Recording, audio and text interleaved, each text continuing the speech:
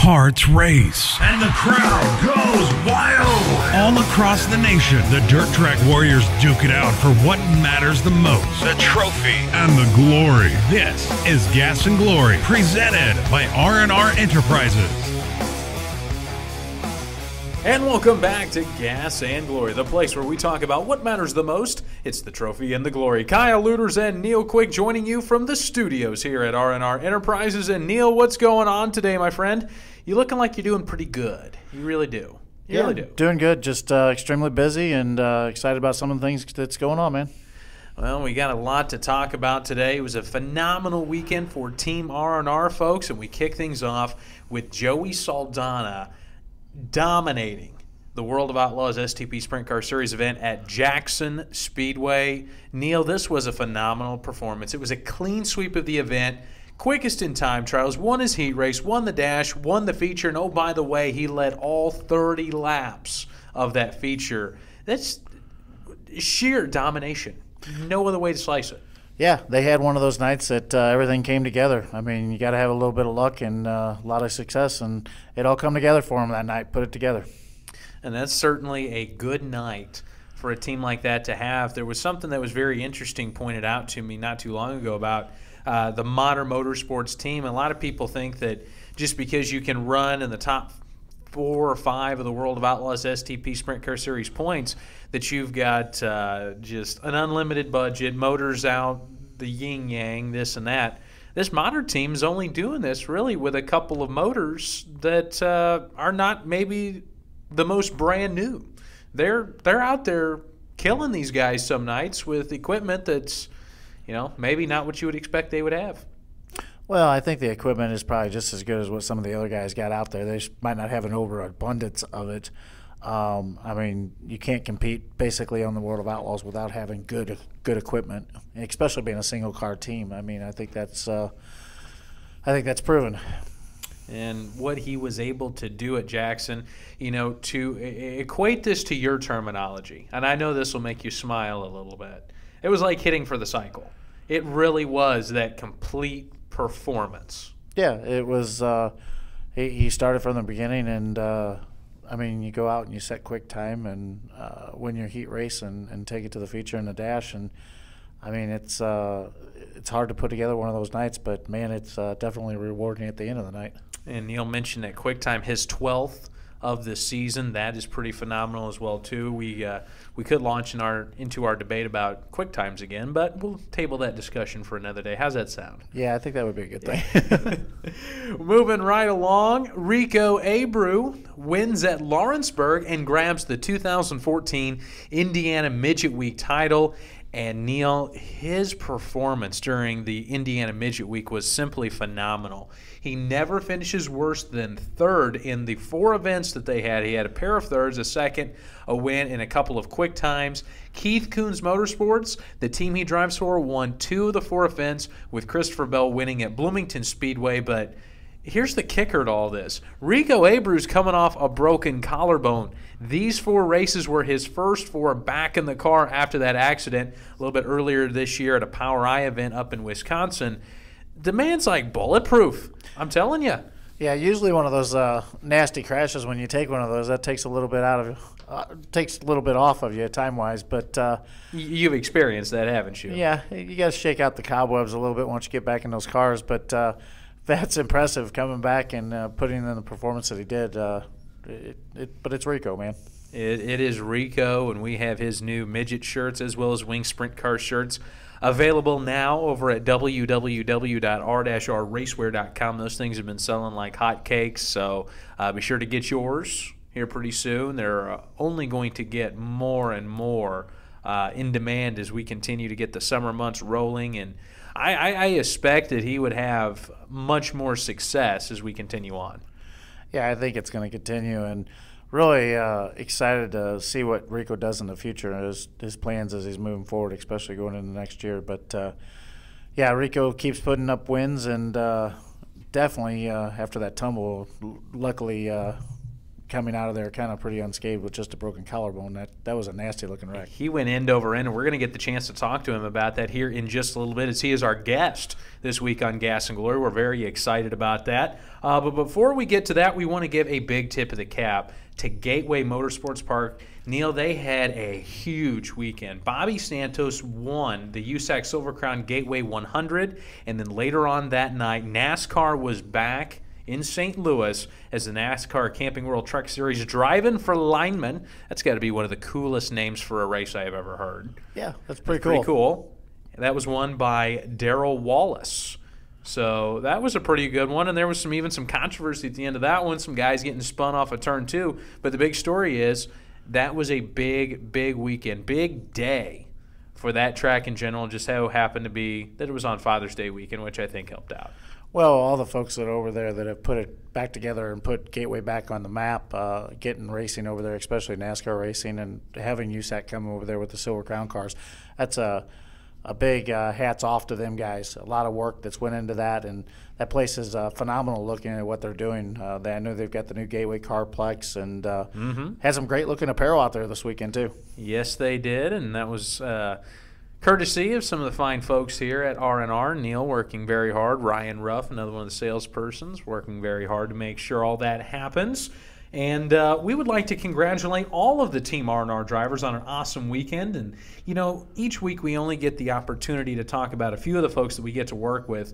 And we just want to give the tip of the cap to all of you out there that are out there succeeding as members of the Team R&R team. It really makes us happy when we get the chance to talk to you throughout the week, and you're out there killing it, and you're getting your stuff done here.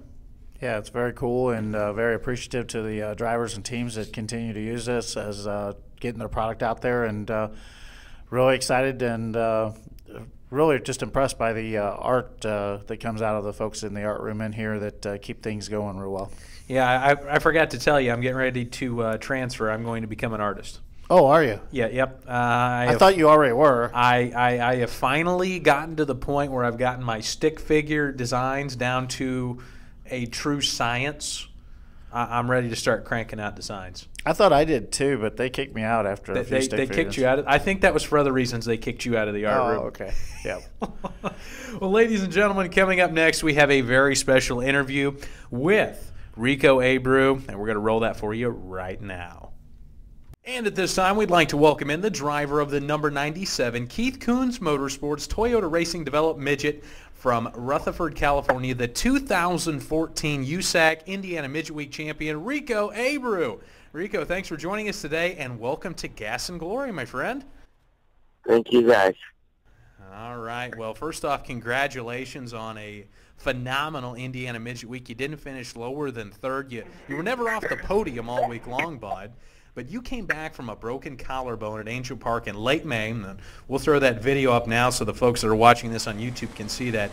It was a very hard wreck. Neil and I were talking about it a little bit earlier. He said he's never flipped like that and come away as relatively unscathed as what you did. But what was going through your mind as you went nose over tail multiple times? So I was more importantly worried about, I didn't know I went out of the racetrack, so I was worried about getting hit upside down. I was worried about that, and then using all the safety equipment I have these days is I'm so lucky that that's the worst it was just a broken collarbone, because that wreck was so vicious. I just have to thank Jeannie and Brian Butler and the seats and Simpson with the safety stuff that they provided me with my hybrid, and it's just I was very lucky in that crash. Yeah, but we've seen it, and man, we are all concerned about it. But I think timing was good for you to come back after healing up after the accident. This is Neil, and I wanted to ask you a question. I think that your timing was best coming back here, especially leading into Midget Week and being hungry to go out there and prove yourself again, huh?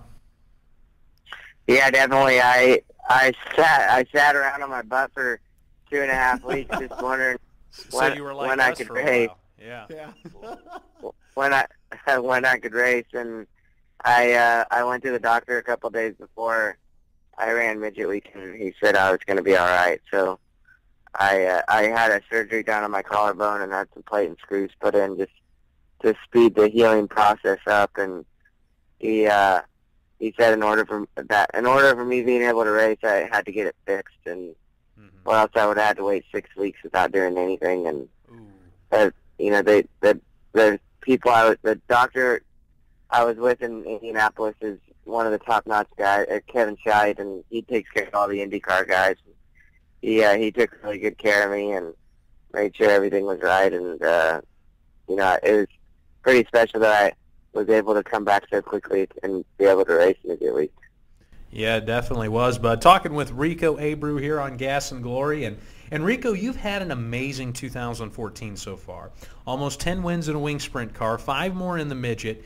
What has been the factor that has made you so successful across different car types, sanctioning bodies, and event formats this year?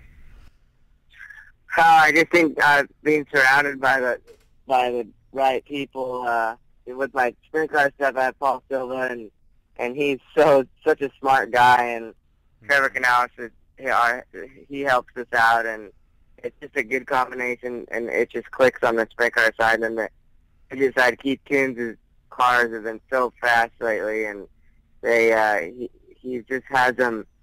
He has them just a package deal that he's got going on there with his Toyota engines and the chassis, the bullet chassis, and I just can't thank Pete Willoughby and Keith Coons for building such great race cars to make us look good.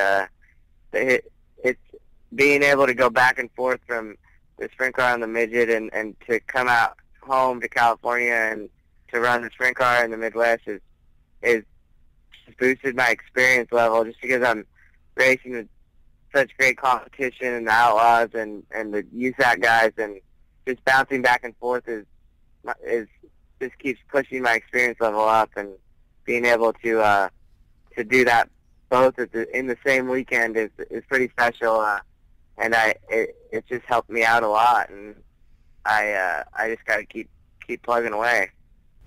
Well, Rico, talking about the World of Outlaws deal, I know you got your first World of Outlaw wins at Tulare, and I know it's something special for you. In the video, we can hear you just hear the crowd cheering like no other. Describe the moment that you climbed out on top of the car and kind of absorbed and took it all in, man. That was my biggest win in my career. So it's so cool to win an Outlaw race. I think there's only been 115 different World of Outlaw feature A-main winners. So it was cool. I think I was the 113th different driver to win. So it was so cool to be a part of that whole deal. And so soon in my career, I'd have never thought after the last few years of racing sprint cars I'd have won an Outlaw race at Tulare. And it's just such a memorable moment for me and my whole family. They were all there and able to watch me to beat the Outlaws, and I plan on doing it again as well. Oh, there you go. He's going to beat him again. Yeah. I can see that happening. Yeah, we definitely could. But that leads into a great question. Here we go. What's your schedule look like for the rest of 2014? So I got I'm going to race the Dirt Cup here next week, and okay, cool. This weekend I have local King of the West race Calistoga planned that I'm going to get to in the sprint car, and then I'll head up to Skagit, Washington for the Dirt Cup, and then back to Sun Prairie for 2 nights of national USAC midget racing. And then after that, I got the Kings Royal, and my sprint car team's going to head back that way and just race wherever. And I'm going to try to get to there's some Power I midget races that race against MOA in the same night, so I'll be able to do double duty. I've never done double duty before in the midget and the sprint car, so that'll be pretty cool. And that'd be cool to do. Just bounce back and forth with the Outlaws. I think I'm going to run the Lernerville, the twin feature night, the Outlaws, and try to get to Knoxville as well before the Nationals. That's definitely a big thing to get to Knoxville before the Nationals, because a lot of the Outlaw regular guys are not they've had their one shot, and so the more track time I think you guys can get up there, that'll help you out quite a bit. Is there any new merchandise coming out, any new merchandise coming out that the fans should be looking forward to? Maybe some special stuff for Knoxville a little bit later on this summer? Yeah, I'm going to start working on my Knoxville stuff here in the next couple weeks and get I'm going to have a merchandise trailer at the Nationals this year, and Very cool. hopefully, I think it's just going to be me this year. I don't know unless Kyle's selling with me. I don't know what his schedule's like, and then Busy. the Nationals, and I'm going to try to sell some USAC Midget shirts there as well. Oh, that'll be pretty cool, and they'll be able to check that out when they go up to Knoxville. But Actually, Rico, this is Neil. I kind of have a question for you, bud. Yeah. I know we were just talking about like the 2014, the rest of the schedule. I have a question for you. Where would you like to see? I know doing the midgets and the sprint cars, and I know kind of following in the footsteps a little bit of what Kyle's done. Where does Rico want to go with his racing career? I want to be able to run the Daytona 500 and the Indianapolis 500. whoa! Yeah, that's pretty. Yeah, I think that would be really good for the sport of stock car racing and open wheel racing. To come from the sprint cars and midgets and to come out from California, I think it'd be huge. IndyCar doesn't really have they have a couple Americans that race with them, but I think they need more, and I wouldn't mind going to IndyCar or NASCAR. I wouldn't say no to a good opportunity. No, that's, it doesn't sound like it. Yeah, that's cool to hear, and that's just one of those things that we always kind of do. However, those conversations we have here, kind of those water cooler conversations, and where do you see a certain driver going, and either splitting off and either going IndyCar racing or going NASCAR racing. But it'd be cool to see you get the opportunity to do both those events, bud. I think it'd be a neat thing to see. Thank you. And with your now, one last question before you go. With your background your family's background in the winery business, NASCAR heads to Sonoma this weekend. How's your boy and your best friend Kyle Larson going to do out there in wine country? Yeah, I think he's going to be good. It'll be exciting to watch. Definitely, I'm going to go on Sunday. But and I think he's going to come watch me Saturday night at Calistoga. It's cool. I haven't really got to spend much time with him lately, just because he's been so busy with all his racing, and he's got a big future ahead of him, and I'm excited to see what else he's got in mind, because he's just been blowing everyone's minds away. Yeah, he's had a heck of an impressive year. I think he's 8th in points right now, and he just keeps putting them together, and we're all pulling for him the same way that we do for you, bud. Yes, sir. Thank you, guys. We do appreciate it. Rico Abreu, ladies and gentlemen, your 2014 Indiana Midget Week champion, and it sounds like all-around racing superstar. Rico, thanks for taking some time with us here today. Thank you, guys. Best of luck to you. Thanks, Rico. Thanks. And what a phenomenal interview with Rico Abreu. And, Neil, I think that you asked probably the best question of the interview when you asked him what he wanted to do with his future. And he said, I want to run the Daytona 500 and the Indianapolis 500. It kind of sounds like no matter what you put him in, he's going to strap in and go fast and probably going to win it. Yeah, it's just like when you strap him in a sprint car or midget. I mean, some of the accomplishments that Rico has already done in those cars are absolutely stellar. I mean, we're comparing him to Kyle Larson and following in the footsteps there. But I don't think there's any way not to keep him out of stock car or IndyCar racing, and he should be able to achieve that goal. I think it'd be awesome to see Rico get the opportunity to run the Daytona 500 and the Indy 500. How cool do you think it will be, hopefully one day, for Team R&R drivers Kyle Larson, Rico Abreu, and Christopher Bell to all be in the starting field for the Daytona 500? It realistically could happen. It is. It's really a cool idea and cool to think about, and really look forward to that, seeing something like that happen. That'll be the most epic of Daytona 500 future starting grids right there, folks. But now it's time to take a look at what's coming up this weekend. The World of Outlaws STP Sprint Car Series heads to River City Speedway in Grand Forks, North Dakota on Friday night. Cody Dara and Donnie Schatz won there last year. And to I-94 Speedway in Fergus Falls, Minnesota on Saturday night. David Gravel took the checkered flag there. Neil, you've got a couple of high-banked facilities up in the upper Midwest. Looks like it should be a very racy weekend. Yeah, you got to be looking forward to that, especially if you're in town or close to the venues, man. Be sure to get a ticket and get over there and watch those things. Speaking of getting a ticket and watching those things, Ken Schrader, our buddy Schrader, running the Federated Auto Parts machine at the ARCA 200 in Elko, Minnesota. Yes. Yeah, he's doing some ARCA racing, and good for him, man. Isn't he the oldest ARCA winner ever? Yeah, absolutely. I think he when he won Toledo, that he set that record. He won Toledo last year. That's correct. He set the record as the oldest winner in ARCA history. Kenny Wallace is racing on the Hell Tour for mods and late models. Winning, not racing, winning. Winning? Yeah. All right, give us the Wallace report. Yeah, I talked to Kenny last night, and as busy as his schedule is, it's very impressive to see him going and doing the broadcasting deal with Fox and racing back here to get into modified to continue running the Hell Tour. And right now, currently, he's leading the national points in the Hell Tour. That is pretty awesome because that is one of the, just daunting chunks of the schedule all year long is the Hell Tour. For the modifieds and the late models here throughout the Midwest, like we were mentioning, 33 races in 39 nights. Yowza. It's impressive to watch these guys do that and keep the cars out there and keep the show going. I mean, it's a lot of work and a lot of people come together and make it happen. We'd give out after about night number 5, wouldn't we? I don't know if we'd make it that far, Kyle. Night number 2, we're done. Us desk jockeys here. Yeah. We're a little past our racing prime, Neil. I got to thinking about that the other day. And I was thinking about that because coming up this weekend is the start of the Ohio Sprint Speed Week, which goes right into the Pennsylvania Speed Week. Right. This is a phenomenal time if you're a race fan, and a lot of Team R&R drivers, they're gearing up for some great performances.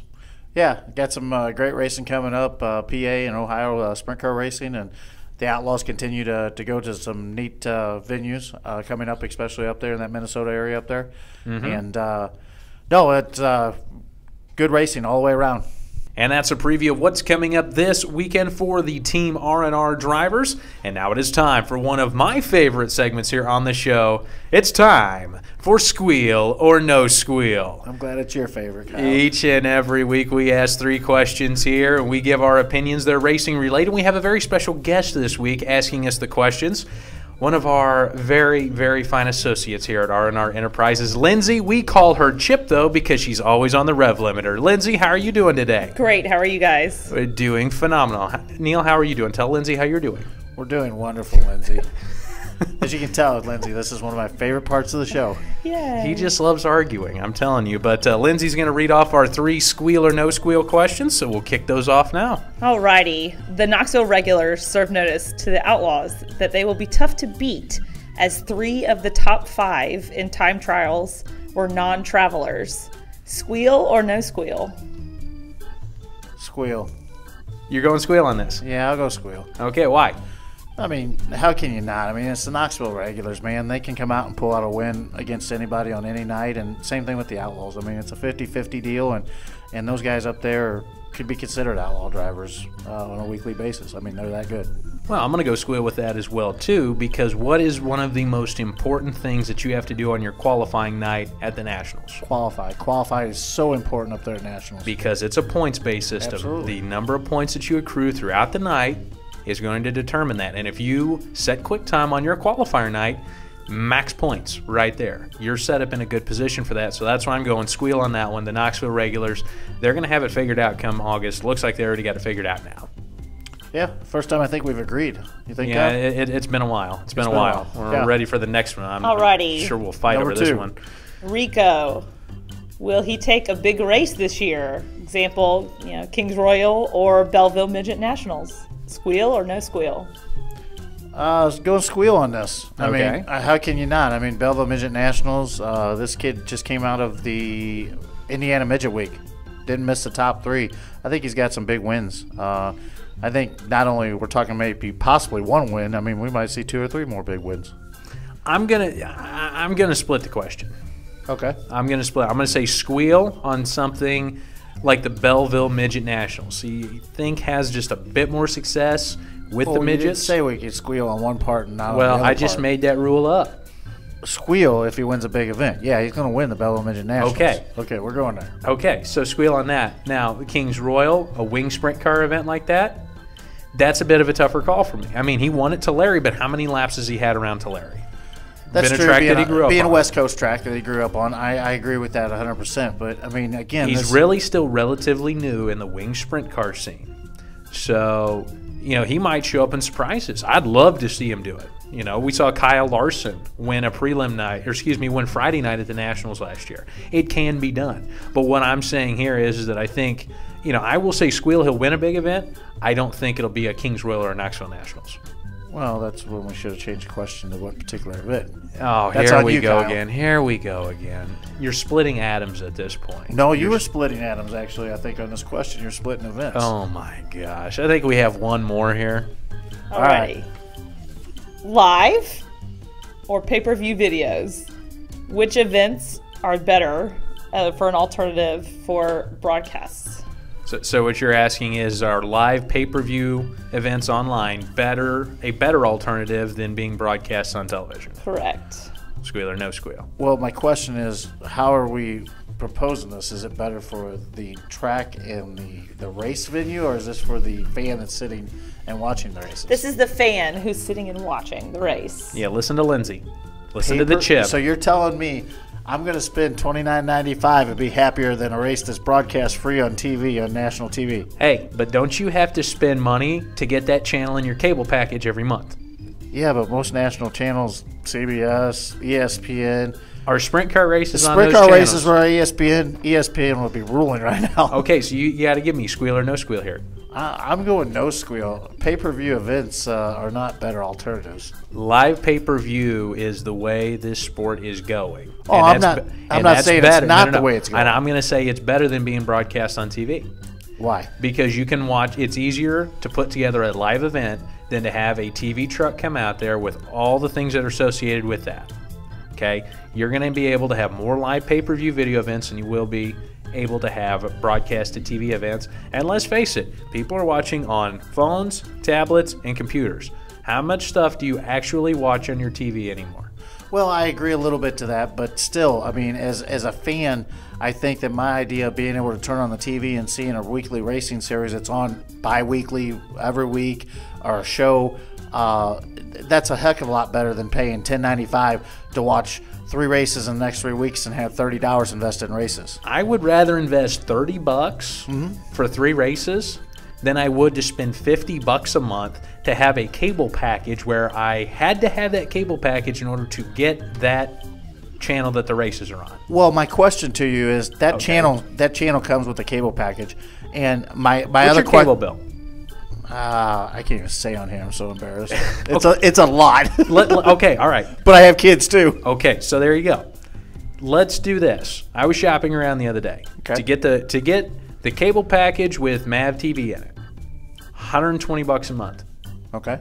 I spend $40 a month for internet. But what other channels come with that you watch? Hey, look at the you were busting on me earlier for looking at the question. Yeah, but you do the math on this. You take your $120 and say, hey, I'm going to spend this. That gives me $80 a month to spend on pay-per-view.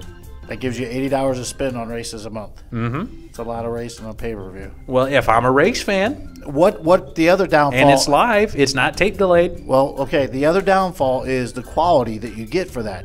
I mean, numerous times, and not to bring out any particular person or pay-per-view type setup, but it's not always accurate, and sometimes you do pay your money and you can't get in and watch those races. Oh, well, you can get a refund. I mean, if your channel's blocked out or you're this or that, or you have a problem with the feed, get a hold of Dirt Vision, the Cushion, whoever's doing it. They'll take care of you. I think this is something that's going to become just like we're having a talk and an interesting conversation. Interesting conversation. You're using here better language than I am here on a podcast, which that's the way most of the racing information is coming out a different way now. And I do agree with you on that. I'll squeal on that part that I believe that it truly is going that direction. I definitely can't squeal on the idea that I'm going to pay $29, $49, $8.95, $10.95 for an individual race that may or may not be good quality to keep up with.